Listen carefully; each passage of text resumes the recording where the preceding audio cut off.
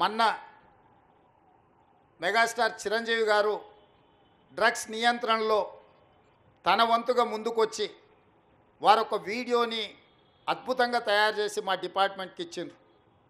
చిరంజీవి గారు లాంటి వాళ్ళు ముందుకొచ్చి తెలంగాణ ఈ దేశంలో ఉన్న యువత డ్రగ్స్ మహమ్మారిన పడితే జరగబోయే నష్టాన్ని వారే ముందుకొచ్చి ఒక అవేర్నెస్ ప్రోగ్రాంలో వారు భాగస్వాములు అయినందుకు, ఆ విజువల్స్ మా కోసం ఇచ్చినందుకు చిరంజీవి గారిని మనస్ఫూర్తిగా నేను అభినందిస్తున్నా.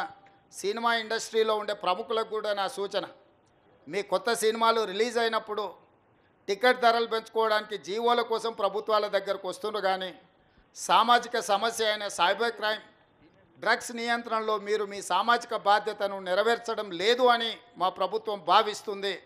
నేను మా అధికారులకు సూచన చేస్తున్నా, రేపు ఎవరైనా కొత్త సినిమా రిలీజ్ అవుతుంది, సినిమా ధరలు పెంచాలి అని ప్రభుత్వం దగ్గరికి అప్లికేషన్ వస్తే వాళ్ళు డ్రగ్స్ నియంత్రణ సైబర్ క్రైమ్ నియంత్రణలో ఒక అద్భుతమైన వీడియో ఫుటేజ్ను ఆ సినిమాలో ఏ స్టార్స్ ఉన్నారో అదే స్టార్స్తో వాళ్ళు ఒక ప్రోగ్రాం మనకు చేసి ఇవ్వాలి. అది ప్రీ కండిషన్.